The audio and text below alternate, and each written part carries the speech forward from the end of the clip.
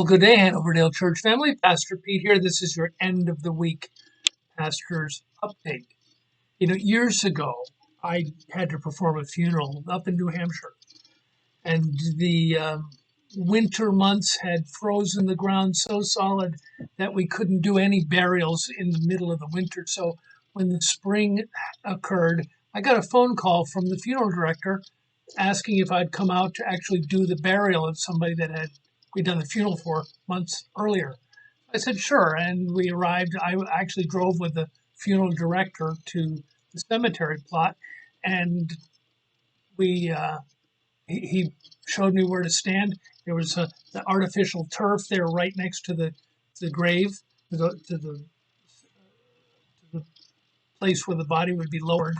And he said, okay, stand here. I'm going to go back and bring the family in. They were back towards the entrance. And so while I'm standing there and waiting for the family and the funeral director to return, all of a sudden, because it was the springtime, the ground thawed and gave way, and I went falling down into the hole of the cemetery plot, looking up at the bottom of the casket. My goodness, was I embarrassed. I was just completely covered in mud. I couldn't get out by myself.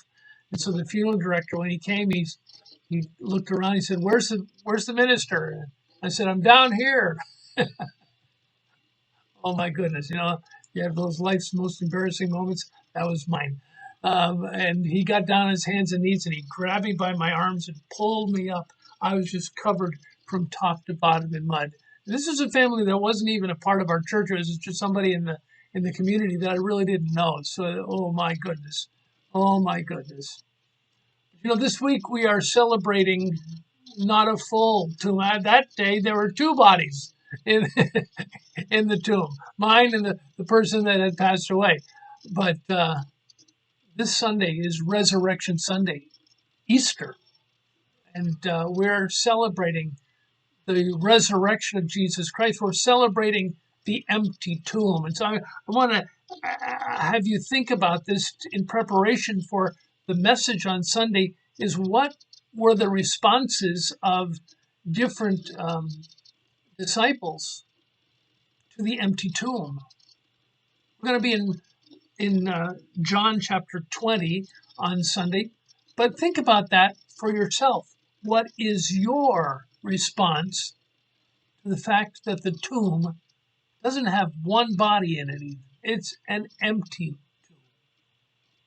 Because Jesus, on the third day, it says, rose from the grave, never to be buried again, never to turn to dust. There's no DNA of Jesus anywhere in a grave somewhere in Israel. That makes a difference in my life. It makes a difference in your life. And I'd be interested in hearing what it means to you that we have an empty tomb. Before then, on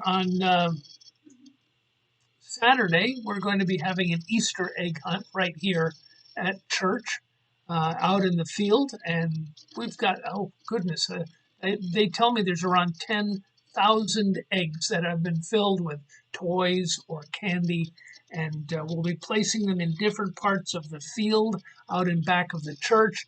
And the children at different age groups can go look for Easter eggs according to where their age is. That way, the big kids don't get all the easy Easter eggs. Those are reserved for the little ones. So if you have a neighbor or a friend, maybe a grandchild or a child, why don't you come on out? It's at Saturday at 10 o'clock. The Easter Bunny will be here. You can take pictures with the Easter Bunny and your kids. It's just going to be a great day. We're going to be handing Bibles out to anybody that wants one. We've got literature that we'll be sharing with families that will be here about our kids' ministries. So it's going to be a good day. We welcome you to come on out to be a part of that with us. Our church service on Sunday is going to be in the gymnasium, our multi-ministry center, because we're anticipating a larger crowd than we normally would get. And so we're going to have plenty of room for that. And that our service is at 9 o'clock on Sunday. Hey, until then, I look forward to seeing you, but I hope you have a great rest of your week.